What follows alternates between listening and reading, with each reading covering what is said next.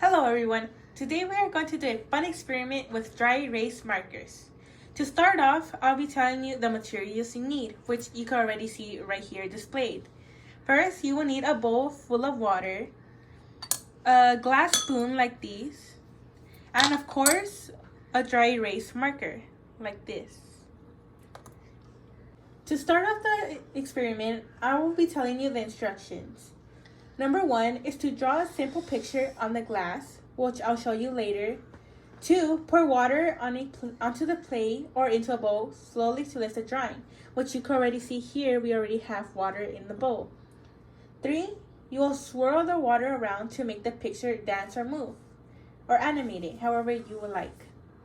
If you didn't know before, in the marker, there is a liquid or bits of pigment that dissolve into a liquid that evaporates really quickly. The ink is made of color pigments, a chemical solvent, and a polymer or release agent. The term solvent refers to a class of chemical compounds described by function. Solvents, which are generally in liquid form, are used to dissolve, suspend, or attract other materials, usually without chemically changing either the solvents or the other materials.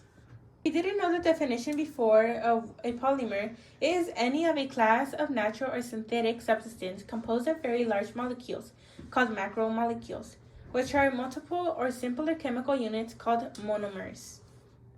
Some of you might ask, what's the difference between dry erase markers and permanent markers? Well, it's the kind of polymer used. Permanent markers use an acrylic polymer that helps the pigment paint to surfaces, while dry erase markers use an oily silicone polymer.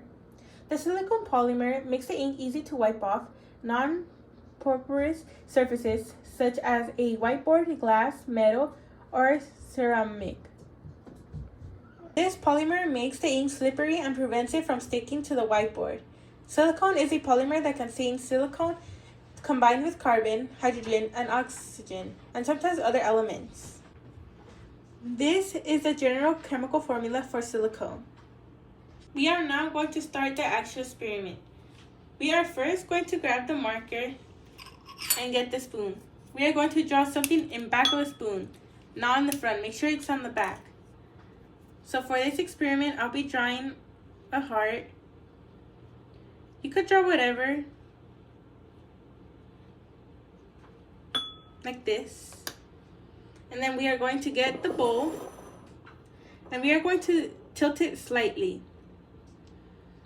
We're going to put in the spoon slowly.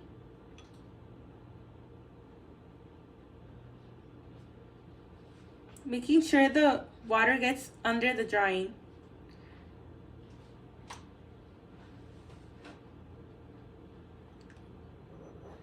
And as you can see, it got lifted off the spoon and is now moving on top of the water or floating. I drew on the glass, it became liquid, but afterwards it became a solid pretty quickly.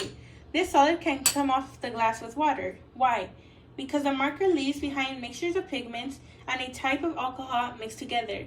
The alcohol dissolves and the pigments are left behind as a solid. Glass is smooth that the solid slides right off when it gets wet.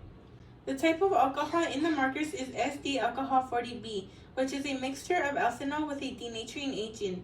It can also include isopropanol or isopropyl alcohol, which is a clear, colorless liquid that emits an odor that resembles acetone and dissolves liquid resin. All of these chemicals are found in most dry erase markers.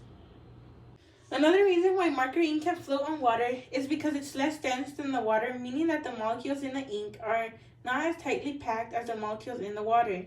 Density is a word we can use to describe how much matter or substance or mass is in a certain amount of space or volume.